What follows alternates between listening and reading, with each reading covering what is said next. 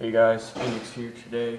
Today's video is going to be on my PumpSnap 3.0 that I just made for myself. I haven't had a real good pump action homemade for myself in a while. I did have the pump action crossbows, but I sold 2 of them at Foam in the 4.3. And I have 3 left, and they all need fixing, and I really just don't like the design at all. I probably won't be building them again. Pump snaps are much better. And so I whipped up this PumpSnap 3.0 for myself. Took the spring out of the snap rifle and replaced it with 3 Handyman 49 springs, which isn't as powerful as a K26, but eventually I will get K26 to put back in that once I make my McMaster order for a bunch of stuff I need to get, and I'll probably make that order this month and build a few more pump snaps for friends and just to have on hand in case I need some money that I need to sell or just to loan to people at Nerd Force. I hope you guys like this Phoenix shirt. I've had it for a while.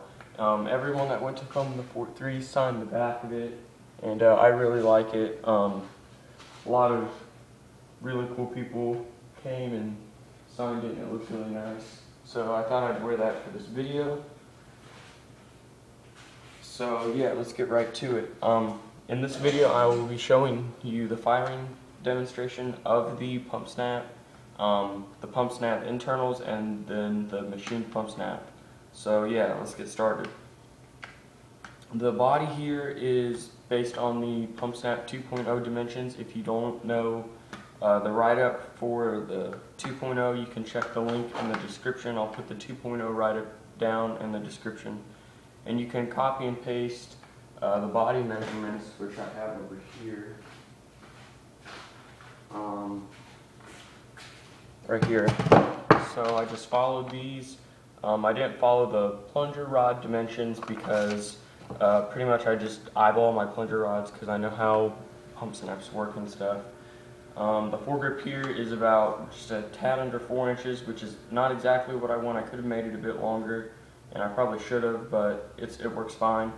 It's 2 pieces of wood glued together, cut at a 15-degree angle with a miter saw, and then the corners are rounded.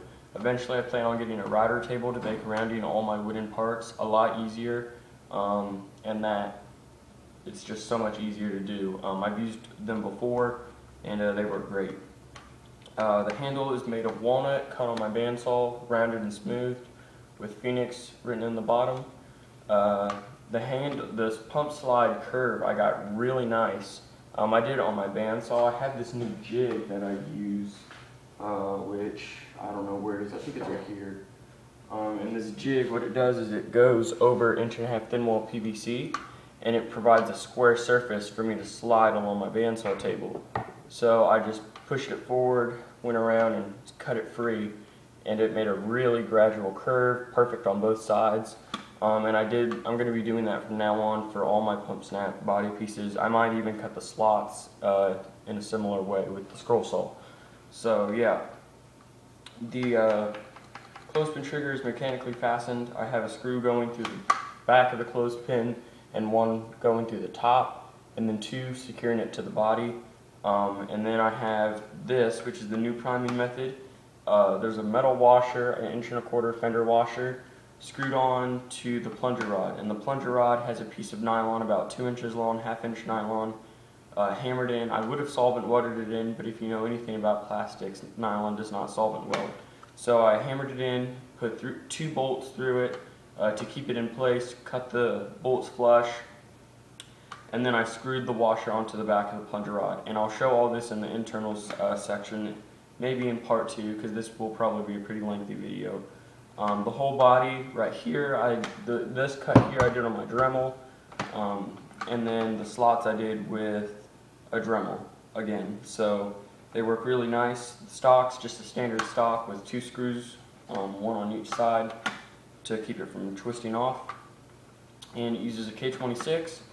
The prime is very smooth, and the construction, and here's the air seal test. The construction of these is a lot easier now that I have the bandsaw to cut out the front portion here. Makes it a lot sturdier too. This is not going to break or snap. And then the slots, again, that's the only pair of slots. I don't have to cut matching slots in CPVC. because CPVC is very weak. Just for reference, use the method I just described for doing your plunger rod. Don't put an end cap and a washer on. I know you may think it's gonna hold, but the force of the spring pushing forward and the force of the prime pulling back, those two forces are pulling it apart.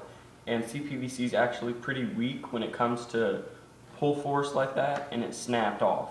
I originally did that because I saw, I think it was someone on Earth Revolution posted a picture of it in the work in progress thread, and I thought I would try it, but I decided not to. Well, I did, and it broke, and another member had warned me not to do it, and I thought I knew what I was doing, but clearly I didn't.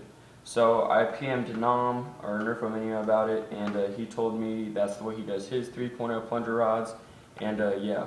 I have 2 bolts that stick into the whole entire body and push back on the washer, and then I have a coupler that's just sitting on there. The screws hold it in place, so I didn't have to glue it. The next time I do this, I will probably PVC cement it on and then do all the cutting and stuff.